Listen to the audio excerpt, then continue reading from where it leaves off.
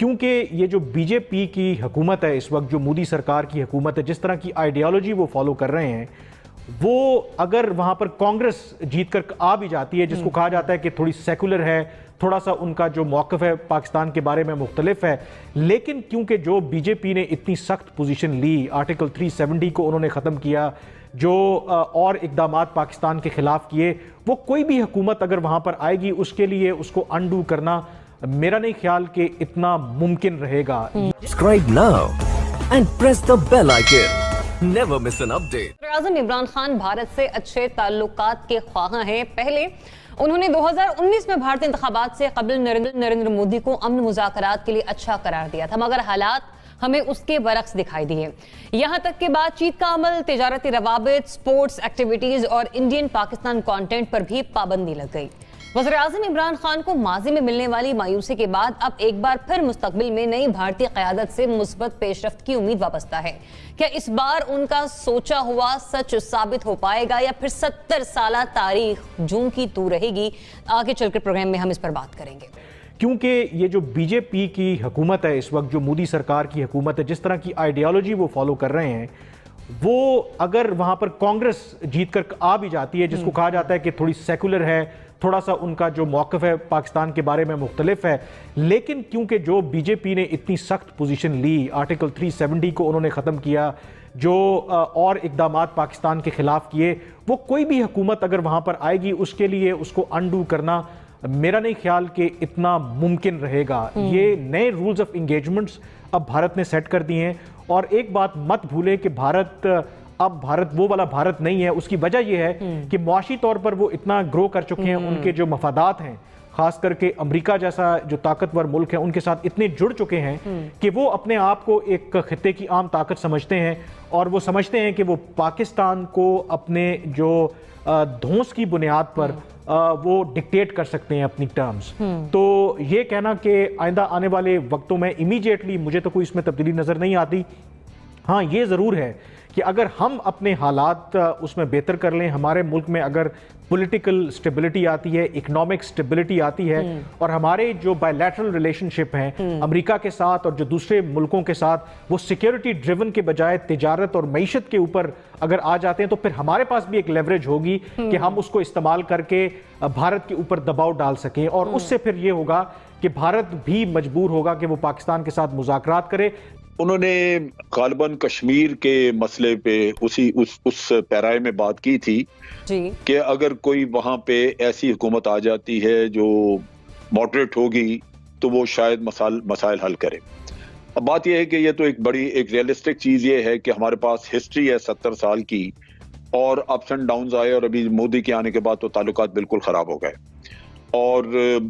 ये ताल्लुकात जो है ये ठीक इसी तरह ही मसला रहेगा। इसका कभी बहुत ज्यादा खराबी, कभी बेहतरी। उसमें वजह उसकी बुनियादी है कि आपके मसाइल जो कश्मीर का झगड़ा है, सरक्रीक है, सियाचिन है, ये आपके हल नहीं हुए। अगर ये मसाइल कोई हल नहीं करता तो जो भी आप कभी कोई बेहतरी लाएंगे वो बड़ी आर्जी होगी, क्योंकि असल किस्सा तो वही है कि कश्मीर में एक स्ट्रगल मौजूद है। आपकी जिम्मेदारी है कि आप उस स्ट्रगल को सपोर्ट करें, कश्मीरियों की हमायत करें, और आप करेंगे तो भारत के साथ मामलात आपके बिगड़ जाएंगे। सो नेचुरली ये एक ऐसा इशू है जो कि हिंज करता है उन मसाइल के ऊपर, और उसके लिए बड़ी होशमंदी, बड़ी दिलेरी चाहिए दोनों साइड्स पे कि कोई ऐसे लीडर्स हों जो वाकई को जरूरतमंदाना कदम लेके तो इन मसाइल को हल करें। जो बेहतरी की थोड़ी बहुत तवक्को नजर आती है वो ये है कि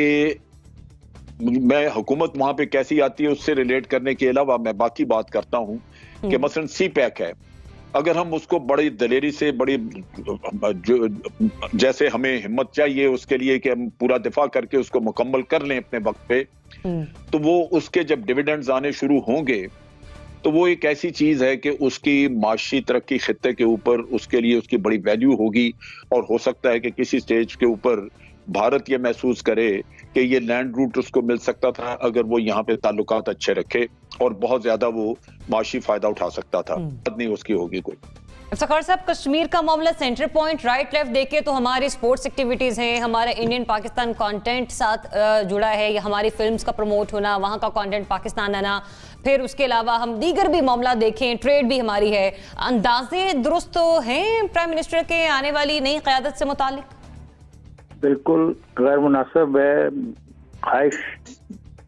मैं नहीं मानता। वहाँ पे हिंदुइज्म जिस जगह पे पहुँच गया है, वहाँ से हिंदुइज्म का वापस जाना बहुत मुश्किल है। देखें, 303 सीट्स हैं सकत बीजेपी के पास, और बीजेपी 161 से 303 पे पिछले 5 इलेक्शंस में पहुंची, और हर आने वाले दिन में उसकी जो स्ट्रेंथ है पार्लियामेंट में, लोकसभा में बढ़ी, और उसके तमाम इकदाम खा वो अंदरूनी तौर पे हैं मुसलमानों के खिलाफ या अकलीतों के खिलाफ, वो बड़े वाज़े तौर पे दुनिया ने देखे, और दुनिया ने कुछ भी नहीं किया। दुनिया ने इसी प्राइम मिनिस्टर को, दुनिया से मुराद अमेरिका होती है आप लोगों की, दानिश्वरों की,